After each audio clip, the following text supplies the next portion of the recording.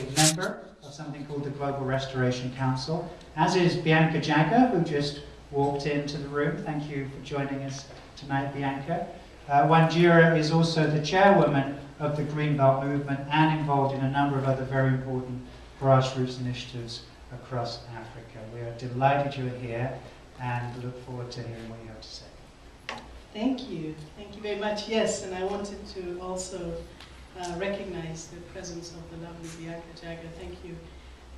It is really a privilege to serve as a member of the Global Restoration Council, a group of people who are deeply committed to the restoration agenda. And what happened in Lima today was, for me, quite profound. Profound because so often, and especially in these 2 weeks here in Lima, during COPs as usual, we are surrounded by so much detail and technical jargon that we forget that perhaps at the core of all of this work are individuals who will have to either do this work or be moved to action or be inspired to work on these targets and these ambitious goals.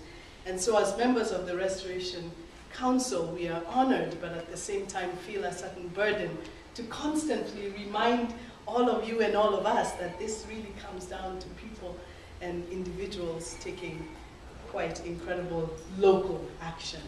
And so just to mention what happened today, it was that the city or the municipality of Sanboria, Mayor Alvarez, today dedicated a beautiful park that is right adjacent to the COP facility to the memory of Wanjira Maathai. But behind that was an even more profound story. It was the story of a man, a Peruvian, Rodolfo, who was inspired by the work of Waangari all the way from Lima. Waangari was in Nairobi, he was in Lima, and he heard in 2007 about the Billion Tree Campaign. A campaign that was not unlike the global restoration agenda, a call to action to plant 1 billion trees for this planet. Apparently, in her mind, if we could at least plant 1 billion trees to cover the 6 billion people on this planet, we could begin to make a dent on even the consciousness that was trying to be raised. But Rodolfo, right here in Lima, decided that Peru would lead that campaign in this region. And he worked over 3 years to inspire the planting of 240 million trees in this great country. And I was so moved by that, and of course met him while I was here, have been here in Lima. But even more incredible was his pursuit to see that Waangari was recognized in Lima. And he said something to me which I know will resonate with this group. He said, if Lima can recognize John Lennon, surely they should recognize Waangari Maathai. And I was so moved by that, and I was so profoundly inspired by his commitment, his focus and his action. And Rodolfo is here tonight with his wife, Saida. And I just wanted to mention that and recognize you and really, in a way, underscore the fact that you represent the spark that we're hoping to see in all of us, in all of this work, 20 by 20, 350 million hectares by the year 2030. Those are ambitious, huge targets, but it will take the Rodolfos of this world to really get those targets achieved. So, ladies and gentlemen, please recognize them.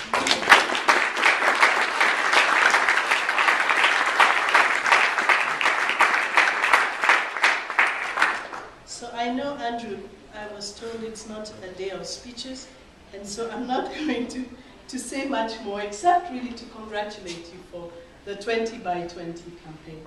Obviously, that was an incredible success. Most of us followed from the corridors because that room was so packed that night, that day, but it has been incredible to follow the media attention in the Le Monde, in the Guardian, all over. People really recognizing that this is indeed the year of the forest. I don't think I have been to a COP where I feel so convicted and so profoundly reminded why forests and why now. I think we are right at the core of the issue that matters, and that we are here led by incredible science, incredible political commitment, and incredible personal commitment speaks to the potential of the success of all of this. So I can only say how profoundly proud I am to be associated, how profoundly committed I am.